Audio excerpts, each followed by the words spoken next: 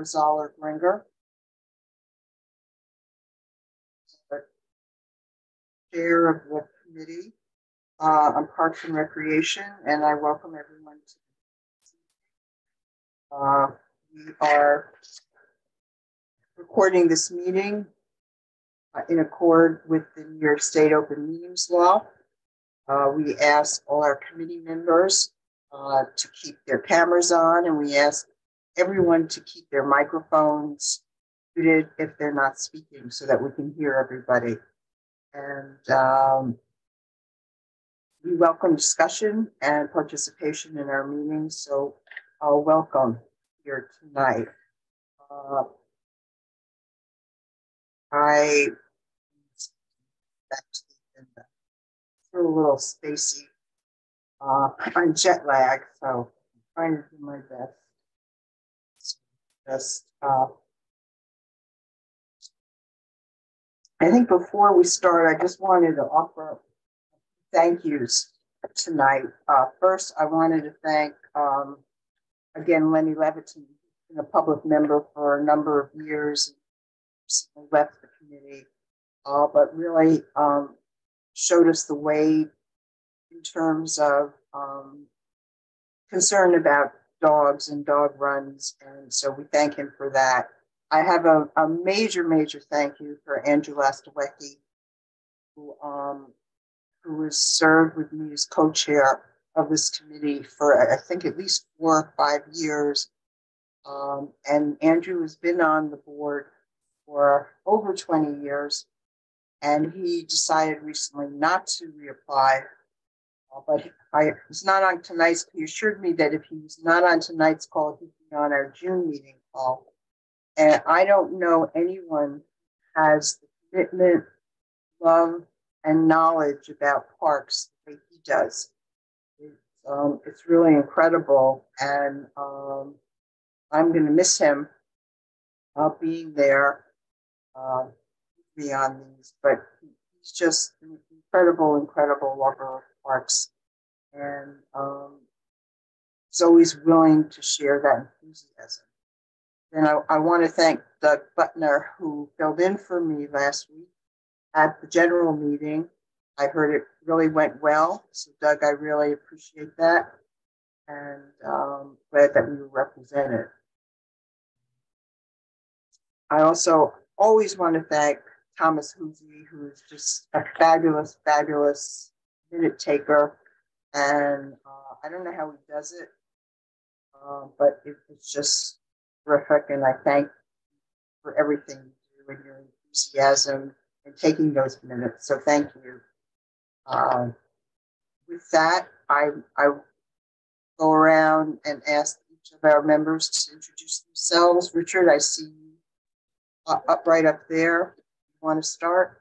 Hi, Richard Morrow, member of this committee and an activist in the community, and very interested in parks.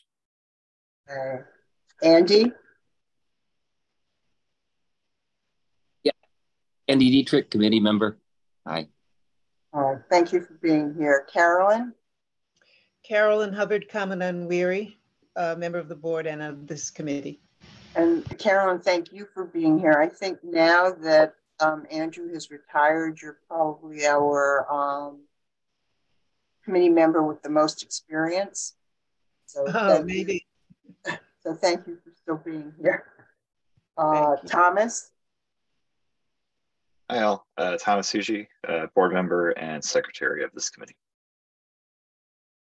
Thank you. Doug? Good evening, everyone. Welcome back, Barbara.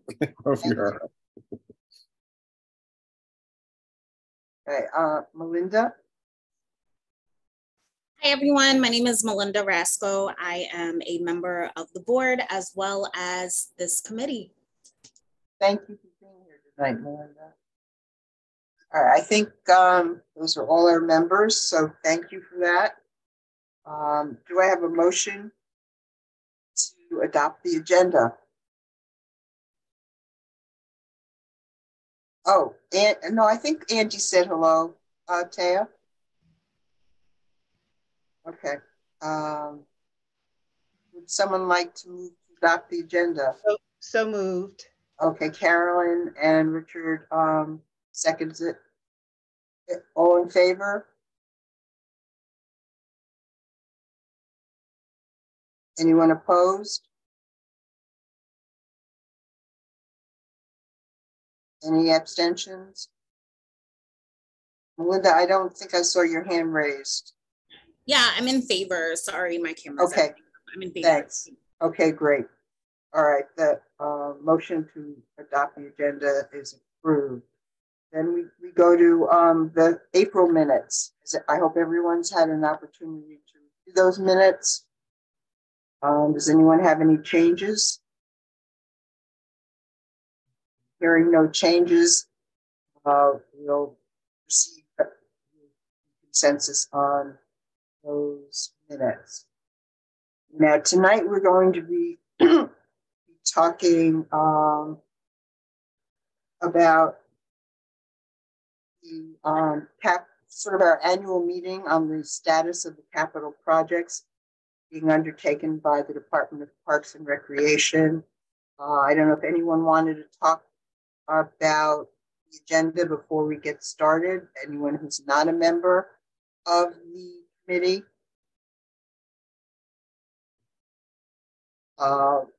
We're very fortunate tonight to have Davey Ives, who I believe is the Chief of Staff for Brooklyn operations, and who is always willing to go out of his way to bring us these updates and everything else we do. We haven't visited a park in a long time. I'd love to do that, and or with Marty.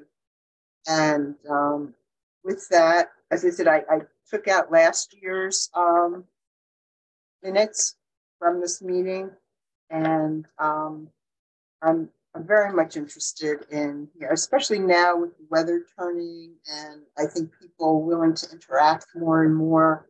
I think I'm even more interested than usual in the updates on these capital projects, and hope the ones that have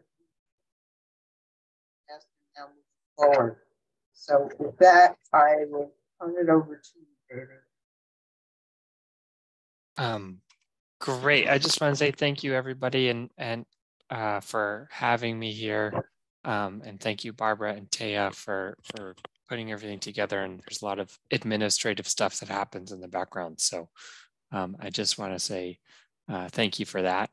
I also want to introduce Anya Hoyer, who's from Partnerships for Parks. So Anya and I are in the same office, and I think for a number of years, you guys had Delancey Nelson, who was your outreach coordinator. So Anya has taken over the reins for Delancey, but then Anya is also kind of a senior outreach coordinator. So that means she kind of helps wrangle all the other coordinators in our office as well. So she has kind of dual responsibilities, and we're thankful we're very lucky to have Anya, because she also is a former community board staff member. Did I get that right? Ah.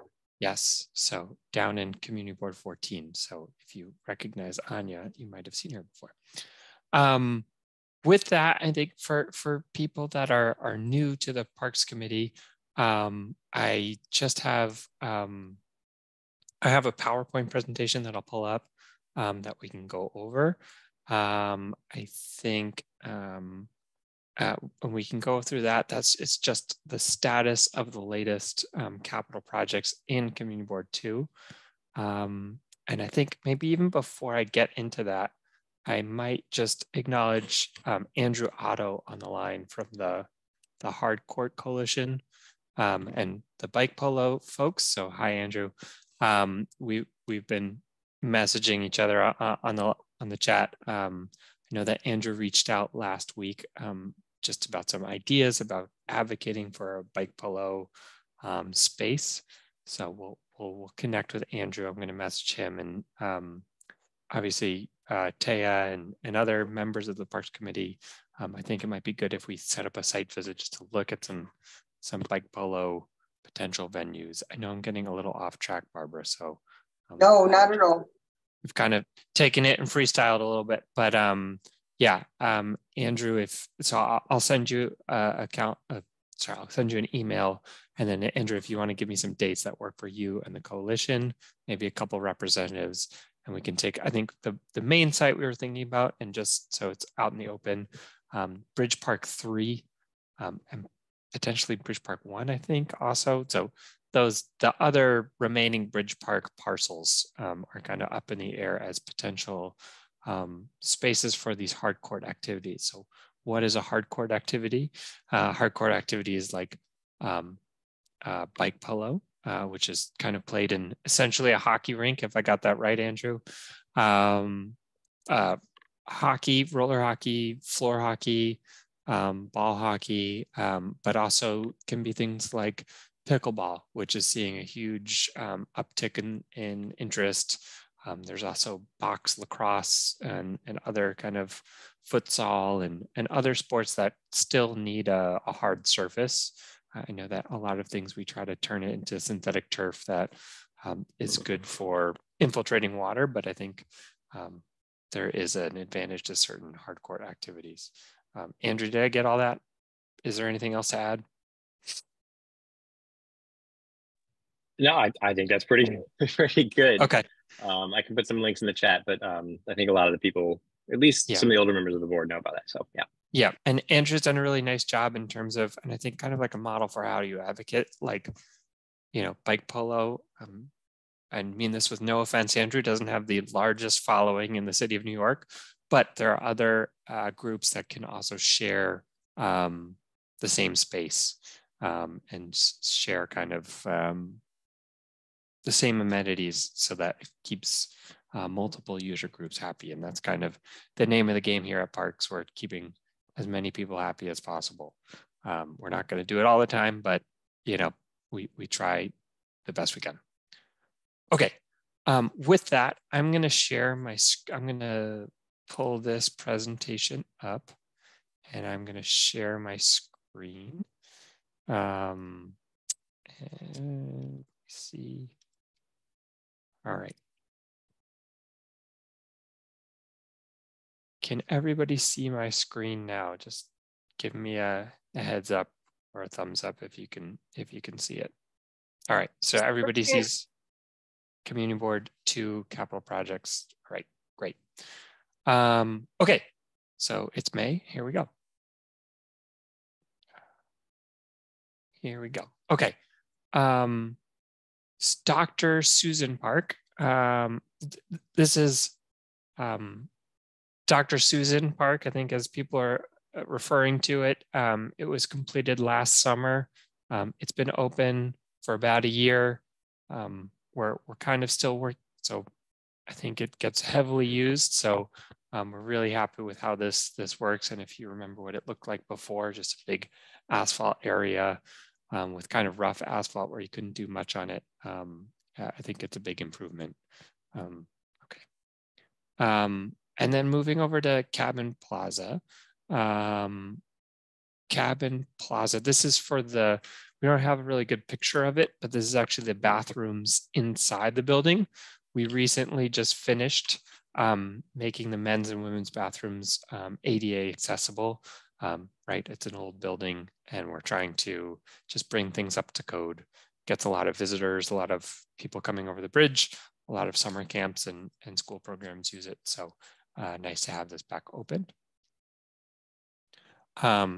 This is the northern section of the lawn.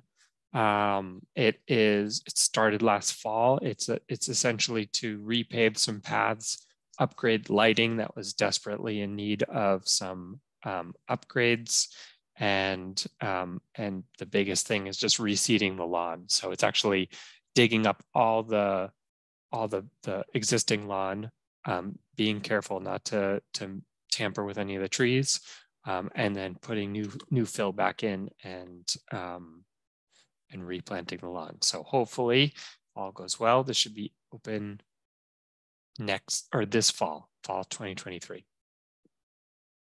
So by the end of the year. All right. This is a project that from time to time what we have is called State of Good Repair money. So I think Councilmember Ressler was really generous in terms of advocating for this site.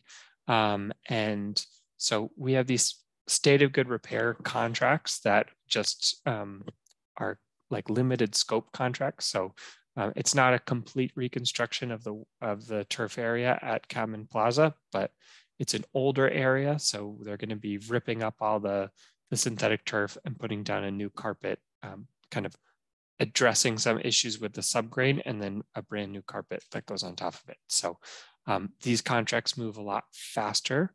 Our typical standard capital project takes about 1 year to do. These are multi-site contracts where each site kind of can get done in a handful of months. So it'll start. We have heard from our group, I think the double-edged sword that there are so many sites is that the start dates are a little bit flexible. So sometimes we won't hear until about like a month out from when they're about to start.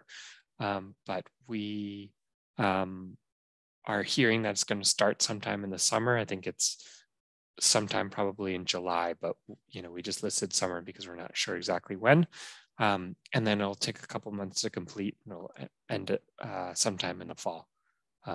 At that time, it also means that all that programming on the turf can't happen because it's under construction. So if you have any questions on that, let me know. Happy to discuss. Is this a good level of detail to go into for each site, by the way? So if you... We're looking for detail. Okay, if you want me to keep moving faster, just let me know. Or if you want me to, if I'm good on pace, just let me know. I think it's fine. Okay. All right, so this project's been pretty delayed. This is a rendering of the restroom at Cadman Plaza. This is on the eastern side, closer to the emergency management buildings and the post office. This is going to upgrade and reopen this building. It's been closed for a number of years now. The latest estimate we've heard from our procurement division is that it'll start sometime in the spring of 2024. Yeah, and I believe this is also on a multi-site contract with another restroom.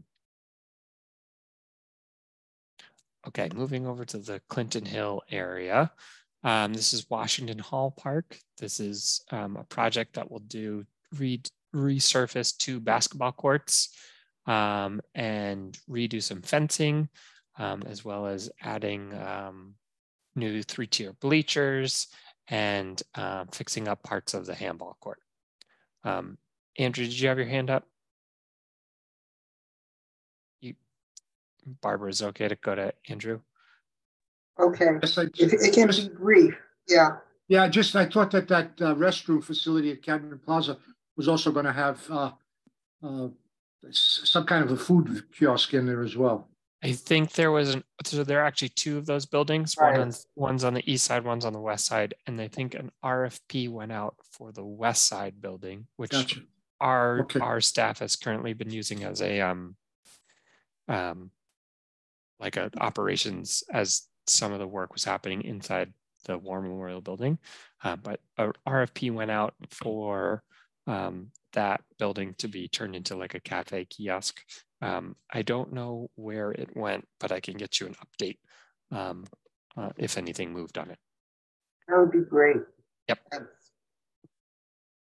Okay, Washington Hall Park. So that started last summer, and this summer will be wrapped up. Okay, moving to Commodore Barry Park. I didn't skip one, right? Okay, yeah. Commodore Barry. Commodore Barry, this is just the restroom at Commodore Barry. If you can see my mouse, it's kind of located smack in the middle of the site. This is essentially just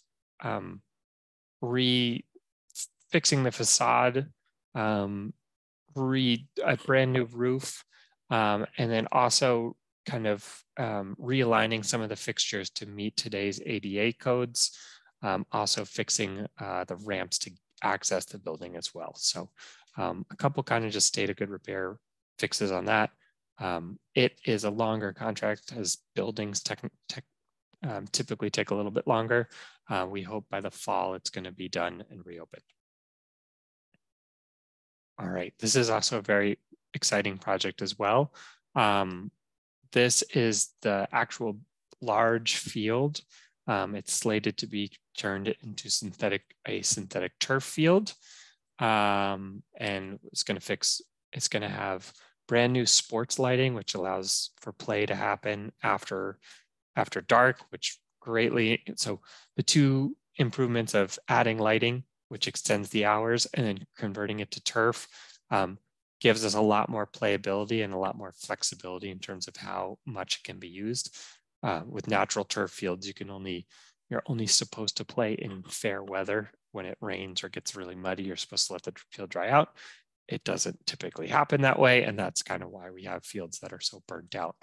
There's no amount of horticulture that can keep up with it. So with the amount of New York City use that we get. So it'll have a turf field, sports lighting, and then a walking, running track that goes around the whole site. It'll also address some of the pavement issues. I think it's actually a new repaving along this pathway as well that leads you out to Navy Street. So which is definitely in need of repairs. So this project is supposed to start spring of 2024. It's a little bit delayed because we've had to change some things with the design, but it should be on track to start this spring. Okay, and then the last phase. So we've covered the comfort station, the restroom. We've covered the turf field. In about 2012, this seating area was completed. So the only remaining part of common herbaria to be dressed is going to be this area. So it's that asphalt area in the handball courts on the left side by Navy Street, and then the playground off of Flushing, closer to the middle of the park. So we have $10 million for this right now. Probably 10 million can get you either side. We're hopeful, and we've seen pretty optimistic numbers that we're gonna get the remaining balance to actually redo this whole thing. I don't think we can commit to it just yet because we have to see what comes out in the budget, but we'll be having a scope meeting for this sometime by the end of the fiscal year. So that's by the end of June, by June 30th, 2023. So by the end of next month, we'll have a community input meeting. So just look out for that. And we're going to also work with the Friends of group to try to plan some, just to make sure that we're getting all the feedback as possible for these projects. All right. Any questions on this? I know that's a lot of information for common herbaria. All right. Okay. This is the big one. Fort Greene. So a lot of stuff has happened for Fort Greene. A number of years ago, we did a master plan, but I think you know, a master plan is a good guide for when it gets to this granular level of projects. And it kind of depends on what kind of funding we have as well. So what we consider as phase one is that Willoughby entrance that was done about in 2015. So that's the newest part. And you can kind of see what a new refreshed treatment in a historic park looks like on that entrance to Willoughby. And then we have what we're referring to as phase 2, phase 3, and phase 4 remaining. There are specific slides on each of these, and I'll go through those, and then I'll just go through the scope of the project, and I'll give you an update on where we are with the project. Because long story short, we've collapsed all 3 phases, 2, 3, and 4 together into one project. So one project, it will be phased. We haven't figured out that phasing yet, but we'll give you an update on that. So let's see. So phase 2 is initially just a interior path project. Just kind of, there are a number of desire lines, you know, where you might see all the grass worn away, where people cut through in Fort Greene. Part of those desire lines were you were just kind of formalizing it, and I think on older plans we've seen them paved. We're also going to be addressing some badly needed drainage as well. So this is phase 2. this was the one part of it. The next slide. This is the Parks Without Borders project. This is the larger, I think it's actually more now. I think it might be about $32 million. I have to correct that number before I send this to you guys. But it's essentially addressing all of the Myrtle Avenue side, this large plaza and staircase, everything except for the playground area, brand new basketball court, brand new formalized picnic area, fixing the center plaza, fixing some of the entry points as well from an ADA perspective, from an accessibility perspective. It also addresses the entrance on the northeastern side of the park. And then it also does the staircase on the St. Edmund's side. And I think that's about it. This is a better diagram. So this is the phase 2 area you can see in this kind of gold color. The orange color, and that includes this upper plaza area and entryway that will be accessible. And then the Parks Without Borders initiative under the last administration, that was the lion's share of the work. So that's going to be this main plaza on St. Edward's, the whole streetscape along Myrtle Avenue, which, it's kind of rutted and having some issues, as well as this staircase on DeKalb and this staircase at the top of St. Edward's. Now, I think once we did a lot of outreach for this and we brought it to the community board many times. So we got to have a lot of conversations over the years about this project. There was some litigation this project was brought to court, and it was deemed that an environmental assessment statement had to be undertaken. And so this area in blue was added. So it's also similar to that phase 2 project where there's some former paths that are desire lines. It's going to be adding those. It's going to be helping to address some of the drainage that happens right above the tennis courts. When you get a big rain, all of it slides down. So trying to stabilize the hillside and address that so that you avoid it. Also, this section, I think affectionately known as Lake Fort Green, will be addressed with drainage and new paths. So there are a couple other elements for the whole project, the project as a whole, and then yeah, and so we're doing an environmental assessment statement right now. I think it is going through its final reviews. I think, and I think we are told, I've been told that it might be wrapping up either sometime, before summer starts. So hopefully, fingers crossed, we'll have some sort of declaration about the impact this will have. After whatever that seeker environmental assessment process happens, then we'll finish the design, kind of get it up to a point where it can go to be bid out for a contract. And so I think that can happen by the end of the year, most likely. So that's kind of what we're targeting. I'm not sure what that means. There are so many moving parts that it's hard for me to estimate what that will be in terms of when construction is going to begin. Just because of the magnitude of it, we know it probably has to be phased, and we know it's going to be longer than a year contract, especially with phasing. So that's the line. I see there's a couple more items that popped up in the chat. Thank you, Taya, for putting that link in there. If anyone there are a lot of questions, there are a lot of moving details on Fort Greene. So if you have any questions, let me know, or we can come back to them at the end. Well, I didn't know whether you wanted questions as you go along or at the end, but in terms of the environmental assessment statement. If I'm remembering this correctly, I think Parks had said that you would come and discuss it with us.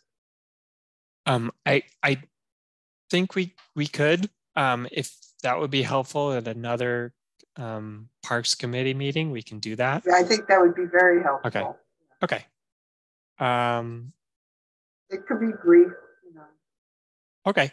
It's our planning unit that handles that. So okay.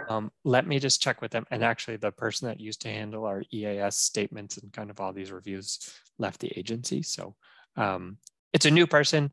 I can ask them to come and speak before the Parks Committee, just to give you guys a more technical update, because I can't really, I would be lying if I said I knew all the ins and outs of that process. So I will ask them to come to the next meeting. I really appreciate it. Yep. Are there any other questions about the project? Okay.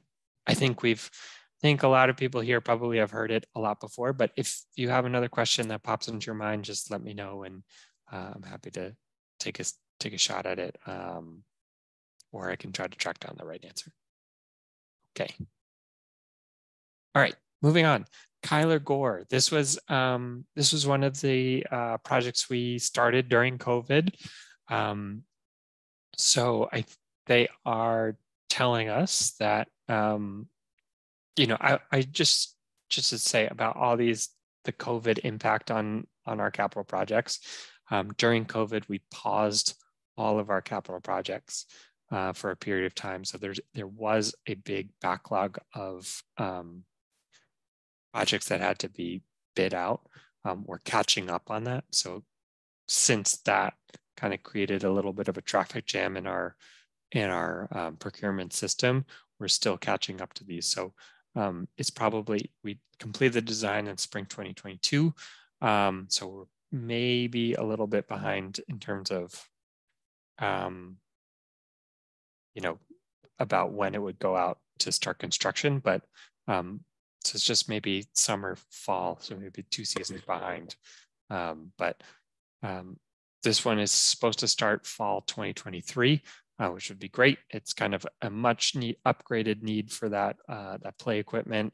It's going to be helping that. So the play equipment is going to be roughly in the same spot. This old street that used to cut through, there's actually some DEP infrastructure, so we kind of have to leave it open, but it's going to have a lot more lighting for safety. It's going to kind of make this plaza area a little bit more formal and allow the community to use it in the same way. And then I think much needed upgrades to the spray features and the drainage on site. I think there are lots of puddles here right now. So we hope that's going to start in the fall. It'll be a 1-year contract. So hopefully by fall 2024, we'll be all set. Okay. Green playground. This is some Washington and Green Avenue. This is just for the playground. It's not for the asphalt area next to it. So it's going to be just upgrading that play equipment. It's going to be adding some more swings, both 8-foot swings for 8-foot swings and 10-foot swings. It's going to kind of redesign the kind of seating picnic area for adults and caregivers. It's going to redo the water place feature and the spray shower, and it's going to be brand new equipment that's state of the art. So this is also slated to start around the same time as Kyler Gore. Will start construction in the fall of 2023. All right, Oracle Playground. So Oracle Playground was one that was funded this fiscal year. Just as a matter of process, Parks tries to start every capital project. It gets fully funded in that same capital year. So we got funding for Oracle in July of 2023, July of fiscal year 23, which means that, you know, we're going to start it by the end of the fiscal year, June 2023. So this is just for the playground portion. We'll be fully reconstructing the playground, brand new equipment, brand new horticulture, redoing the seating areas, a brand new spray shower, and then we're also going to be kind of addressing the courts or some sort of asphalt area here. Last week, we actually met with we've been in touch with both schools that are in the building next to the playground. They're really excited about it. Actually, two of the students, or a student from each school, actually testified at the last Parks Committee hearing. So we actually held an in-person input session with them in their classroom. It was really cute. We had lots of very cute dialogue about not only play equipment, but ice cream and hot dogs and all sorts of stuff. So a lot of thanks to Councilmember Hudson for funding this project. And this is actually only half the story. The next couple of projects are what's called green infrastructure projects, where they're projects funded by the Department of Environmental Protection when their purpose is to infiltrate water, stormwater. So David, before you go on to that, if I could just interrupt to mention that Taya has put the link to the scope meeting Thursday in chat. Thank you. Those who are interested in attending. Definitely. Yeah, and our scope meeting process is the same as it was. We've kind of started it during COVID with virtual input meetings where we're getting better at it all the time. There's still hiccups from time to time, but yeah, I think we've streamlined the process quite a bit. So we're pretty comfortable with it at the moment. So please sign up. You have to register in order to attend. You get sent the Zoom link the day of the event. All right. So like I was saying, the other side, this big asphalt area, we call it a multi-purpose play area. This is so basically what DEP is going to do is they're going to rip up all the asphalt. They're going to put a large water retention tank underneath it that is all designed to pitch the rainwater to that tank. And what it does is basically slows all that rainwater from getting into our sewer system, which, if done at scale, has the ability to reduce the amount of combined sewer overflows or the amount of volume in our combined sewer overflows, and it's good for our local waterways. So this project, so all that is good for DEP. It's also great for us because we get a brand new paved area. So they'll stripe it with some lines and new games. I know it's heavily used by the school because it's a DEP project. And it's similar to our our limited scope project like Cabin Plaza, the turf area. It's a shorter construction period. It's multiple sites. So this contract, as you can see on the screen, includes some other sites. So Classen Playground, which I'll get to in a little bit, and Colonel David Marcus Playground, which is, I think, in Community Board 15.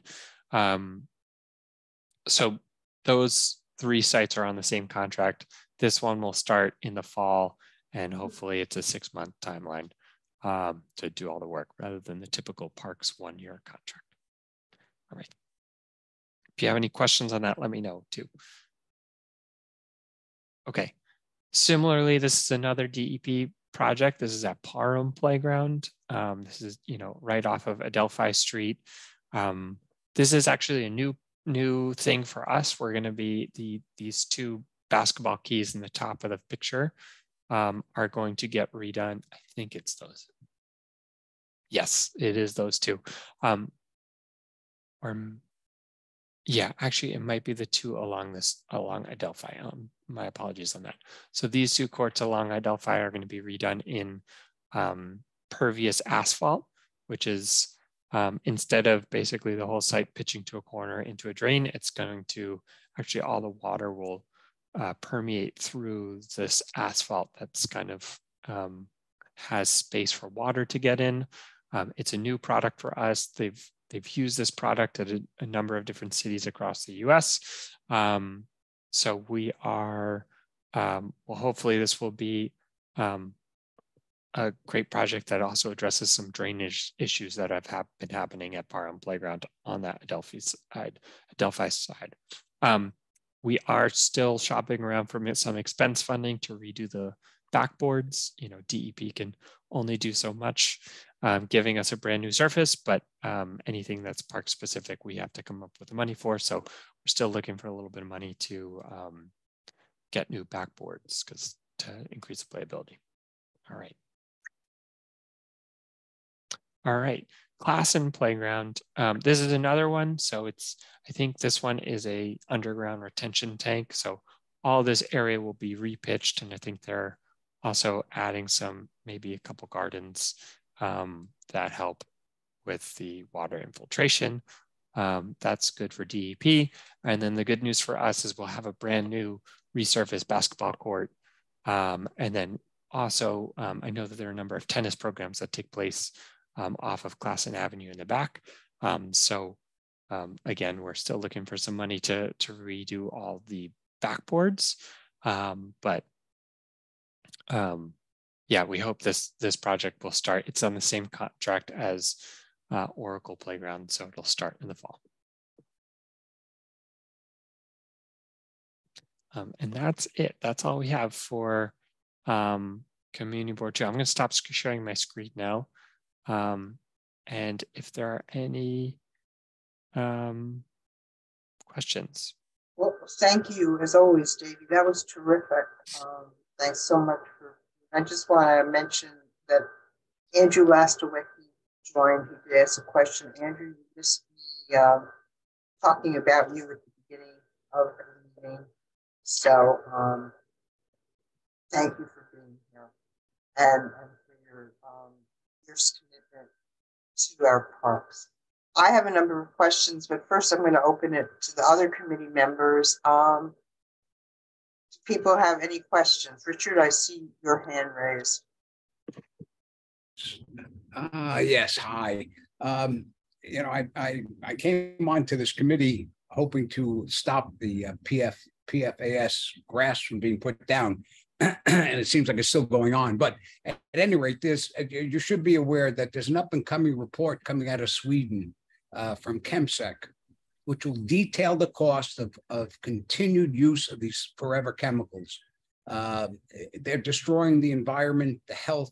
If you factor in soil and water remediation, monitoring of pollution, and healthcare costs associated with the number of health problems linked to these per and polyfluorinated substances, the cost to society of using chemicals totals around $17.5 trillion every year. Health-related social costs of PFAS include treatment for cancers, thyroid disease, kidney dysfunction, birth defects, autoimmune diseases, all of which are linked to low levels of exposure. You know, I don't know where the city is going, but what this report is also talking to, it's also talking to the manufacturers and the people and cities and states that are putting this stuff in. Right now, litigation, they project, will be higher than $30 billion in the next few years from litigations on the stuff that's out there. That's how bad this is. And I really think the Parks Department should really look at all the details. There's great research out there right here. There's one of the best environmental scientists in the world is right here in New York. I have his report that grass is polluting. It's polluting. I don't care what you say about it. It's the leaves. It gets into the air. It gets into the soil. It gets into our food. And I think it's something the Parks Department should really, really, really consider. I am certain that if you ask the people in Brooklyn Heights, you tell them what that grass is about, and you say, listen, we can't afford to keep the grass going in this big lawn, and say to them, make it a civic thing. Make the community take care of it. We can do it. We can do it. I'm telling you, we could do it. We don't need this garbage. We don't need this pollution. We don't need this poison in our atmosphere. I see kids there, little toddlers playing on Cadman Plaza still. You know, this is criminal. I have to say it's criminal. You go there now, this stuff's all over the place. And these kids are rolling in it, dancing in it. You know, 20 or 30 years, man, I don't know what's going to happen to them even sooner. but we really have to take a stand on this, and I'm taking my stand here and now. So that's my thing. If you want me to send you those reports, I will.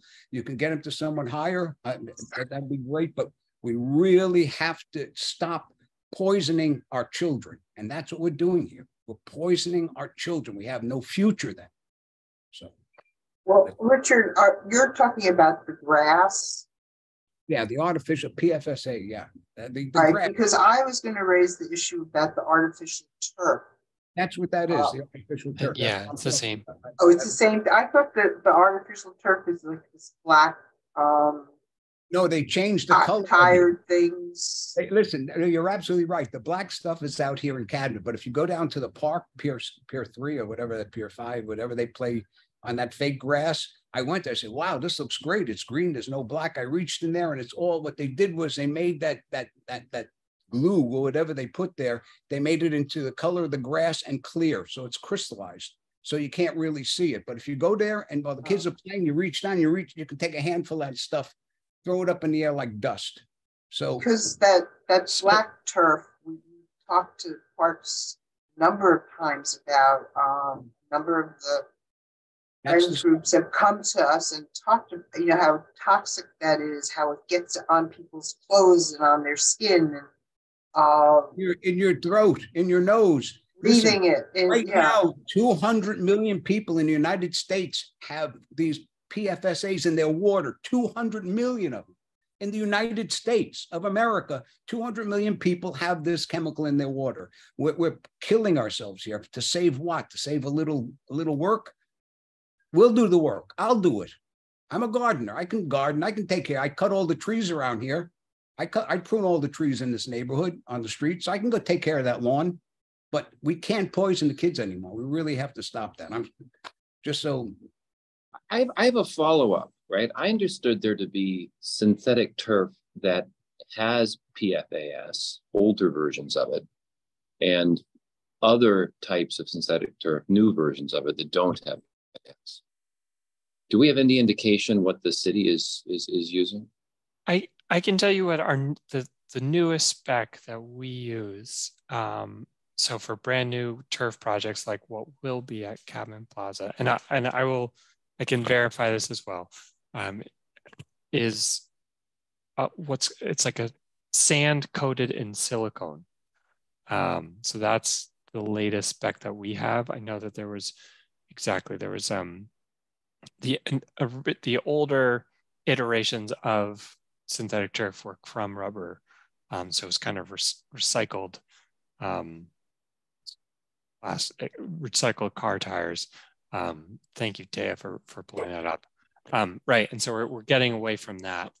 But the latest spec is sand that's covered in silicone that gives it. And do you know if that's PFAS free? New technology. The leaves, the blades of grass are PFAS. So I think Richard is talking about the green part, not the pellets inside. The pellets are still there. The pellets are just a different color now. I don't know. They're not using tires. They're using some other chemical. So we're not using tires for so that there are two components, right? I think it's important to understand what the turf is. There's like what we refer to as the carpet, which is like the fake blades of grass. And I think, Richard, if I'm correct, that's what the PFAS, right? So eventually, they can break off and you can ingest them and they're touching your skin and all that stuff. But then there's also, with the blades of grass, they only stand up because there's like a couple inches of infill. So previously, what Taya just shared on the screen, older iterations used to be used for recycled car tires or recycled rubber. And I think people loved it because it was recycling, it's great, not realizing that you're exposing yourself to all the stuff that was on the, right, exactly. So what we're trying to do now is just switch those out to silicone covered sand. So it's actually pieces of sand that are covered in silicone. And what makes them waterproof so that they don't coagulate is the PFSA. That you put another PSFA in there to keep it so that it doesn't dissolve. Sand dissolves even if you put it. So it goes back to the same thing. This industry uses it. That's it. Period. There's no. I don't care what you say about it. Just change the color and maybe whatever the content. But instead of using rubber, now they're using sand. But they're still gluing it together. They still have to make it impervious to water. They have to make it sticky, solid. So Richard, you're saying there really isn't any safe artificial turf. Exactly. So what I can do is I can talk to our specs division. So we have a division within our capital division that the specs team, they specify all the standards that Parks uses, whether it's the type of play equipment we use or the lighting or railings or whatever it is, or synthetic turf. So I can try to get some more specifics about specifically what will be going into Cadman and what the PFAS kind of mixture. I think that would what kind of components would be at risk? Yeah. I think that would be really helpful. I think it's also a little, so it might address the concerns that we brought this topic up year after year. Mm-hmm. And now we're actually seeing some new turf being put in. I'd like to confirm that it wouldn't have these PFSAs and would be troubled if they're still using products that have them. Yeah, well, there's a couple issues here, but I think it would be helpful, and it sounds like, Richard, you'd like to see the same thing. I would love to see the specs on the actual turf the city is going to put down in the park. That would be interesting to me if that could be specifically provided. What specifically we want to get the chemical compositions, not just they're putting down silicone sand. No. We want what are the chemicals that are involved? Brand and hue and the chemical composition. Good. Yeah, I can look for that. I think. Let me check with our specs division because I think they probably specify the requirements it has to meet. So we don't we don't say it has to be like Acme company sand, so we have to say it meets, but it will meet the standards and that whatever the relevant thing is, whatever relevant thing, right? So whatever you're using as specifications. Right, Yep. And I also, that came up when you were talking about Commodore Barry and the large field. You mentioned synthetic turf. I'm just wondering, again, what that composition of that artificial turf is. Right. Yep. The other thing, I went to, I'm going to be at the meeting on Thursday so I went to Oracle Park just to check it out so I'd be in more knowledge. I've done before, but I wanted to refresh. I was also at Commodore Barry because we're having an event there, which you should come to our health event, June 10th. At any rate, their field, right now, it amazes me because if you go there and look at it, I don't know if they use clover, but that grass doesn't look bad. And they play on that a lot. I mean, I saw the other morning. Richard, excuse me, which park are you talking about, Oracle or Barry? Commodore Barry. I was there also. And I always admired their lawn, but I went there specifically Sunday to check it out because I knew we were going to meet. I thought they were going to put fake grass in Oracle. But the grass there is fantastic. I don't know, I mean, I played baseball. I play on that grass. I see the kids playing on it. A lot of dog walkers are on there, but what is it? What makes that grass stay the way it is? I assume that it's some breed of grass or clover that just holds up to getting a beating. But it's probably a seed I'm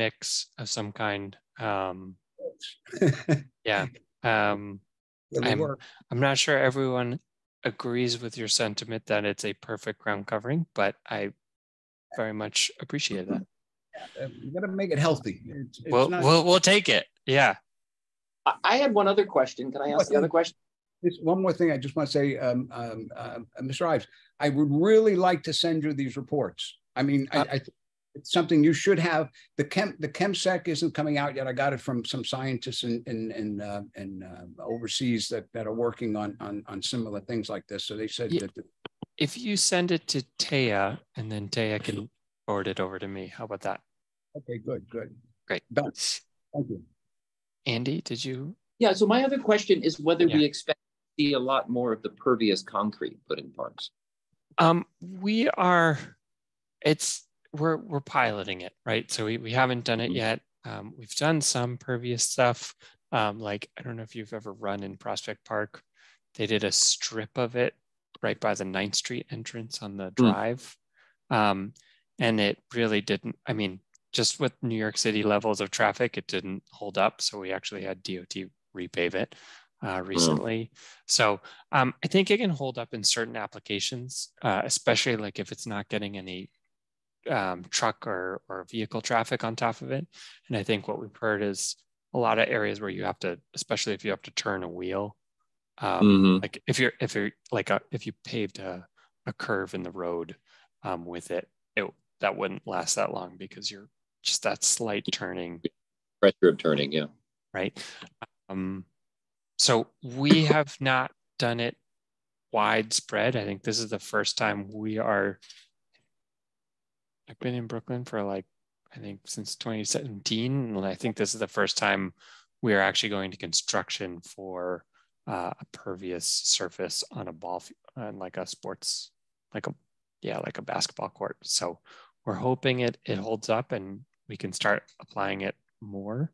But I think the other concern is that they get saturated with like just dirt and debris, whether it's like, especially under a tree, so like pollen or any kind of fibers or leaves that eventually get crushed up and then kind of clog it. Clog so the little pores. It's still experimental. It's a little bit experimental, and I think we're trying to figure out what the maintenance implication is too, because I think from some other municipalities we've talked to, you have to like vacuum it out, like you would your carpet at home.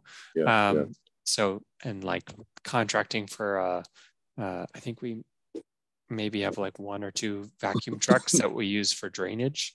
But we're going to have to figure out what the maintenance schedule is. Thank you. Yep. Any other questions from committee members? I'll open it up at this point to any questions from the public. Davey? Taya, is your hand raised? I don't think so. Oh, okay. I see a hand raised. Oh, no. Okay. All right. Well, most of my questions were answered. I'm sorry to hear that Tyler Gore hasn't started yet, but I understand.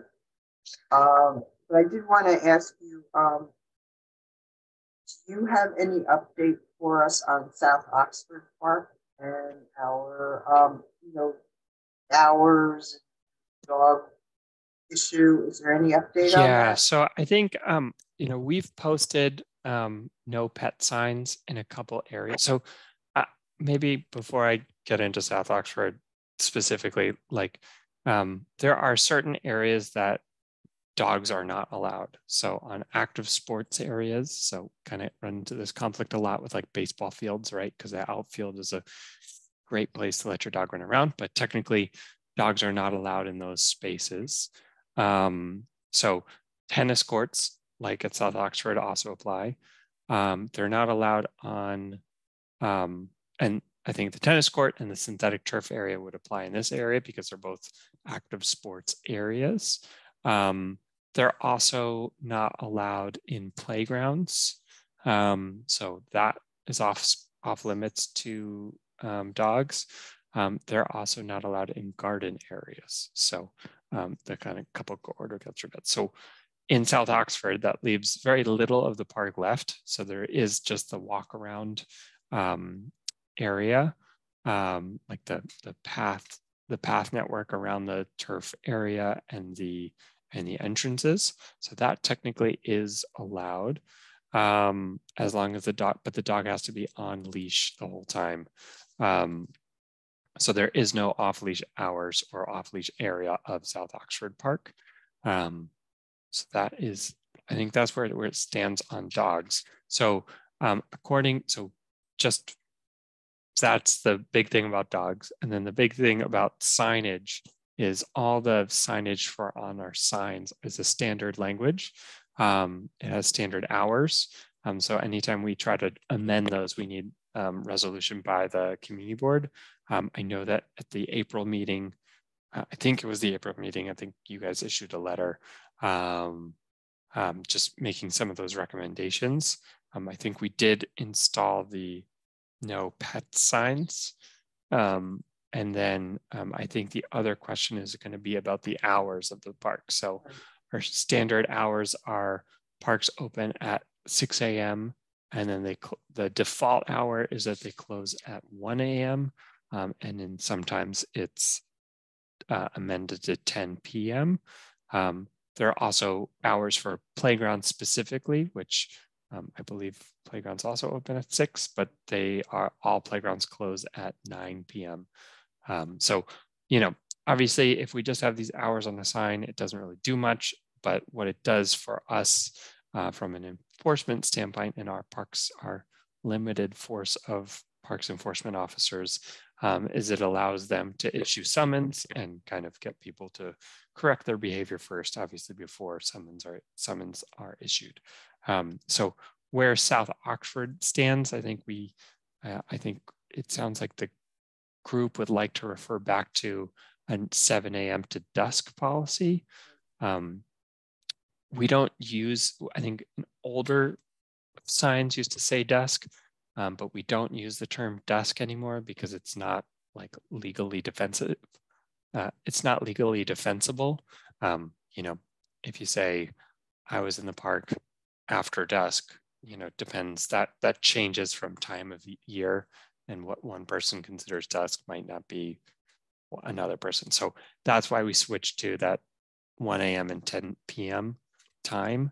I think we could probably work with something from, I know that the group has been great in terms of locking the park, and we really commend them and say thank you. But I think we probably would just need to settle on an hour, and I can try to get that amended into our park sign if we can. So you're going to work with, it sounds to me like what you're saying is you're going to work with the friends group on the hours. Yeah, I think what I'll do, and Anya, we can brainstorm on this too. I think it probably makes sense just to get just to have a conversation. Is it Dwayne that's the head of the friends group? I don't think that's his name.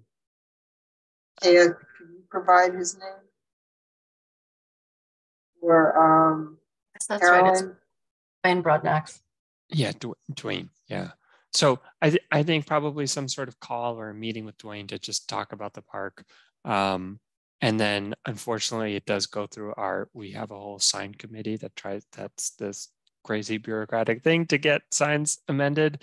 So we can try to get it in front of them. It's an internal parks thing. So, we can push it. It's hard to understand if for it's over 12 years, it's 15 or 16. Yeah. It's been the hours, and now to change them. I think what happened is that citywide, we rolled out a brand new sign template. And when they did that, they just went to default hours. So they didn't factor in any previous agreements unless they were noted. So we can try to get those hours reflected again. So that reverted, and that's when you saw that dogs were allowed in the park. Really, we appreciate your attention to this and taking it seriously, and hope that this can all be resolved. So. Yeah. Okay. I see Thomas has a question.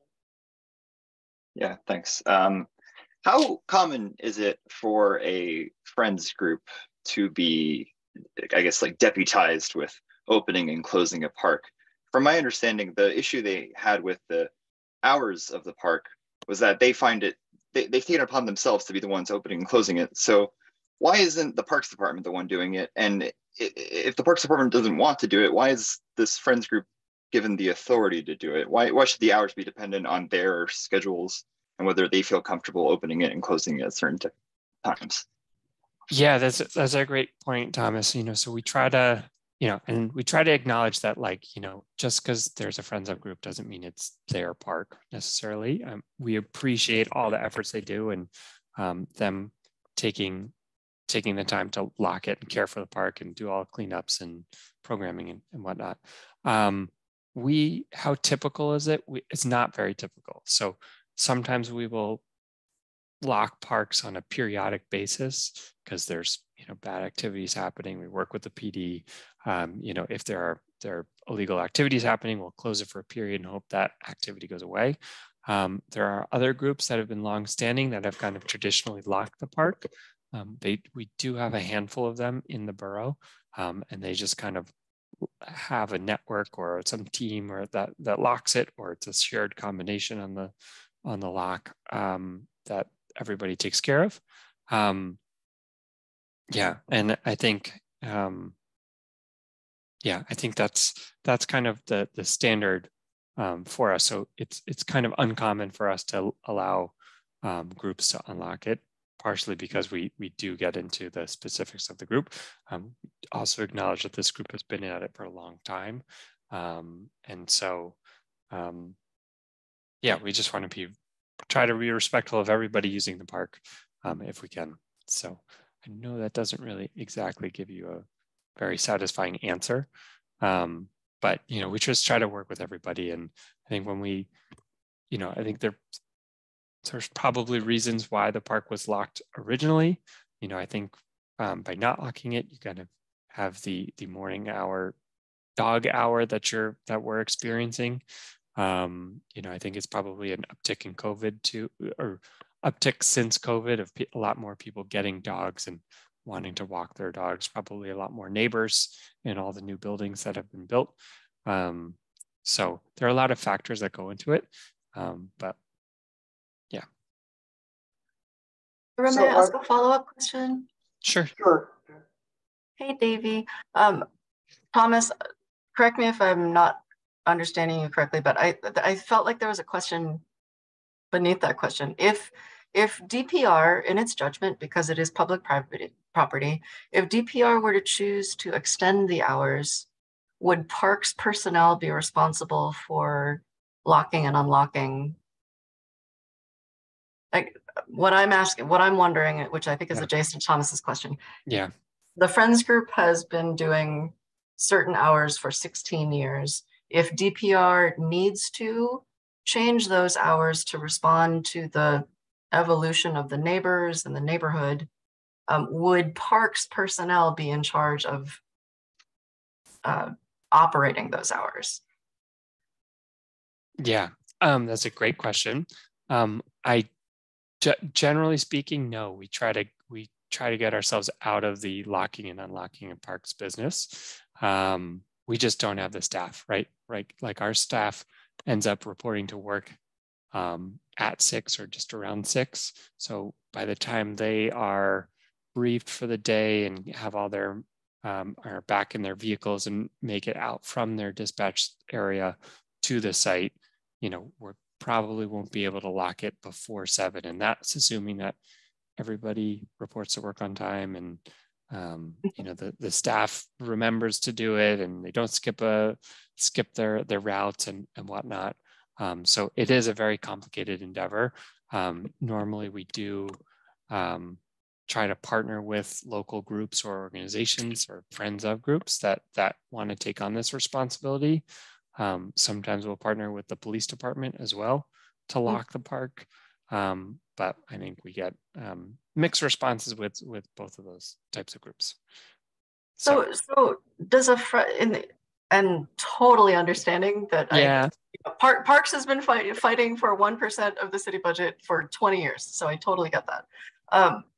So to be clear, does the existence of this friends group allow the park to have regular locking and unlocking hours, right?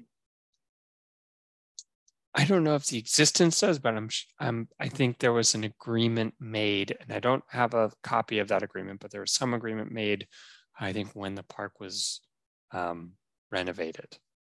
That I guess, and this is my final comment. I think that the sentiment that was the strongest from the friends group is they have been faithful stewards of this park for so many years, and I think that they might even be open to changing the hours if they were to either have some help or have some input into what those hours are.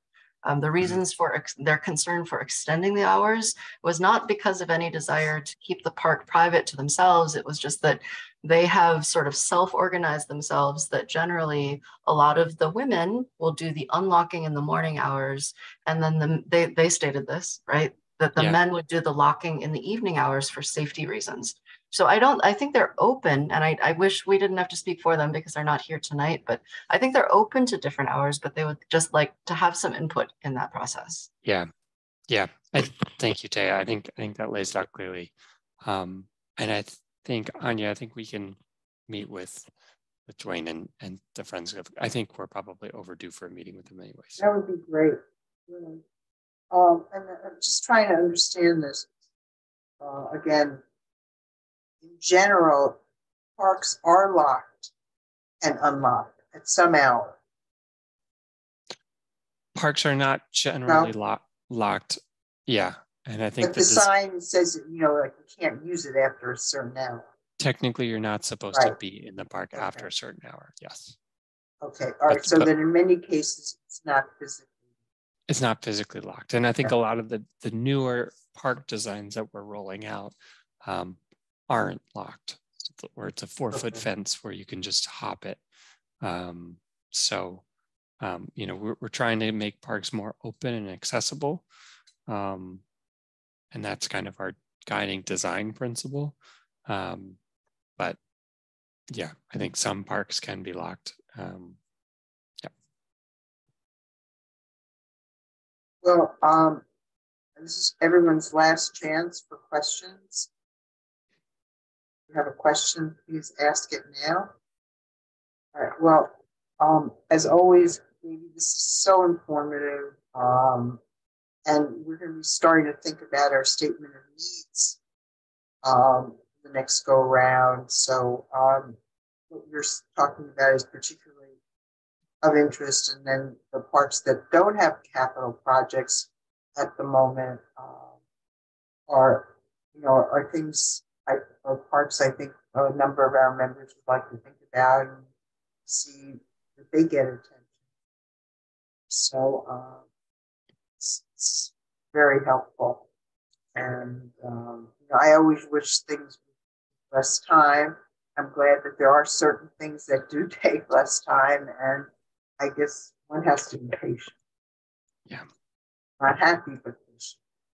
Yeah. So as always, you're welcome to stay.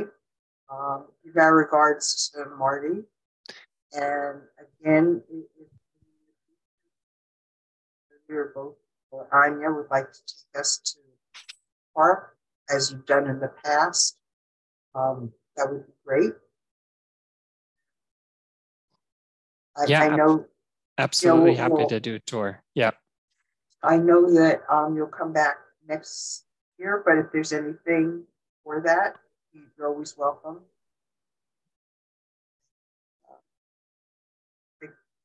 As I said, you're welcome to stay or not. We understand other things to do. So this has been great. I really appreciate it, and always appreciate parks being responsive in general to what we talk about. And again, if you could have someone come to the next meeting to talk about that environmental assessment, that would be terrific. Just so I have it correctly, I think just the on Fort Greene, the environmental assessment statement, just the latest in that process, and kind of to explain to us what the results were. Yep.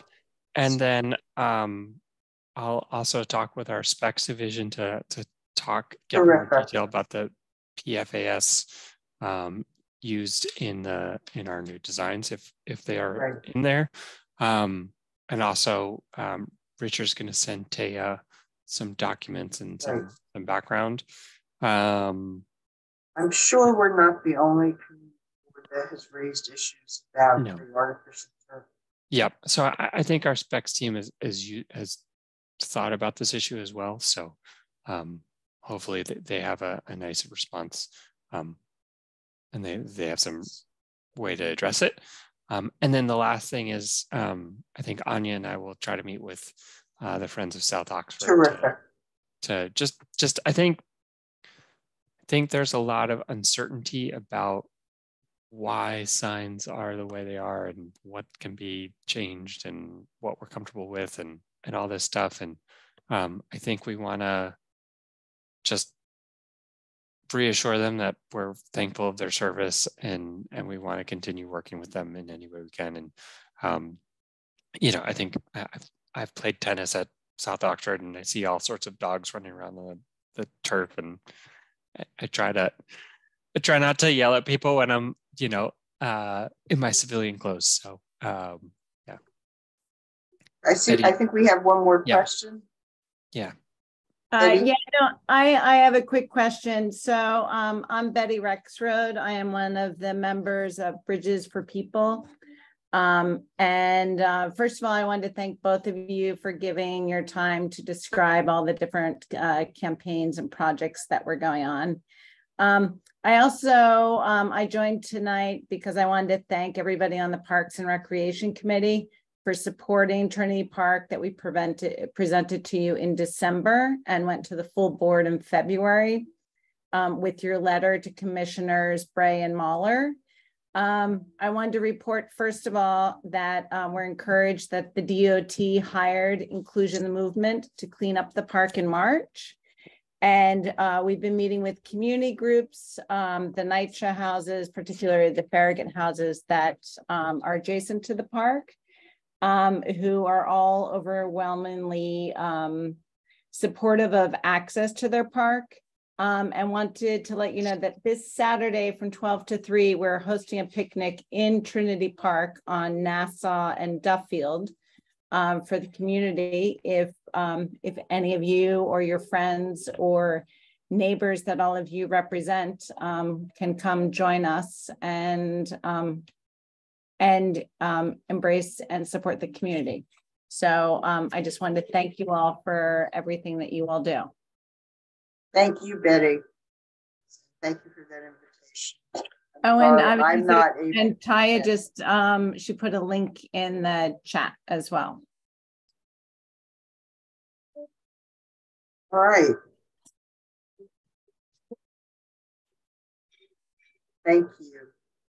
All right, moving on then. Again, thanks, Davey. Yeah. Do you need me for? No. Okay. I know you have other things, so thank really you. Thank you. So I'll record those things, and also thank you, Betty, for advocating for Trinity. I think I signed that permit, so good luck at your event this weekend. And hopefully, that I think you guys are on the right path, kind of bringing up the dialogue and keeping it going. Great, thank you very much. All right, thank you, everybody. Appreciate your time. Thanks, everyone. Okay. Thank you. Moving on to number 7, Chairperson's Report. I don't have much to talk about tonight. I just wanted to mention again, we'll be looking at the statement of needs soon, so that if you have a particular park in mind, you want to go visit it, you want to advocate on behalf of it, this is the time to start thinking about that. And we'll be talking about that. I wanted to, since Andrew wasn't here at the beginning, I wanted just to repeat how much I appreciate our partnership together on parks. And on the over 20 years, it's hard to believe that you won't be a full member going forward, but you're always welcome here, public member. And as I mentioned earlier, I don't know anyone who has the commitment, care, and love for parks that you do. So I want to thank you for that. Thomas, did you want to say something?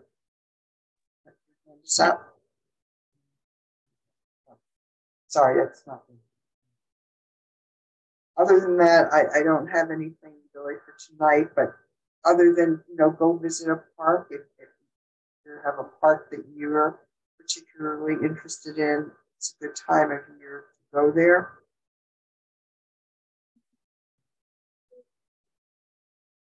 If you have any ideas for meetings going forward, please contact Taya or myself. To look at things we haven't looked at before. So, or if you go to a park somewhere else outside our district and there's something about it that you want to bring to our attention. I was at a charming park in Lower Manhattan the other day. I forget that it was, I looked at it, I said, this looks like a square, and it was a square. In the middle of it had a beautiful 3-tiered fountain, and this park area was around this fountain. It was just lovely. It was in the village. So I want to move on now to other committee business. Does anyone want to bring up anything else on the committee this evening?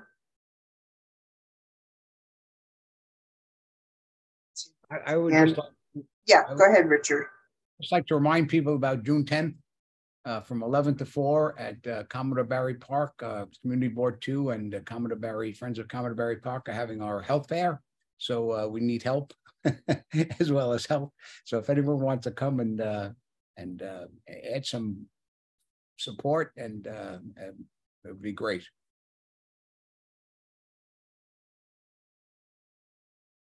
Oh, great. Yeah, I would like to have an in-meeting. An in-park meeting. Melinda, thanks for raising that again. I had raised that before and wanted to work with Taya again on it. I think that would be great. New dates are quickly filling up. Then we jump to community forum. Is there anyone here who's not on the committee who wants to bring something up before it? And then let me just raise something with Taya. I have a question, so it saves me an email. It always, I'm not as facile with technology as some people, and there are always good, interesting things in the chat. And I'm just wondering, is there some way that, if you're not quick enough to grab the URL during their, have we thought about making the chats available or the? Okay, I'll work on that. Okay. Thank you for that. I think then there's nothing else at the moment. I would prefer a motion to adjourn. Thanks, Richard. I think Richard's going to be in charge of the head count at the health fair. Does anyone want to make a motion to adjourn? Richard, Melinda, second. Anyone in opposition? And just before we close, I want to thank everyone. I did hear quite a few questions tonight for Davey, so I really appreciate everybody's participation. So thank you for that. And have a good and safe evening. Take care.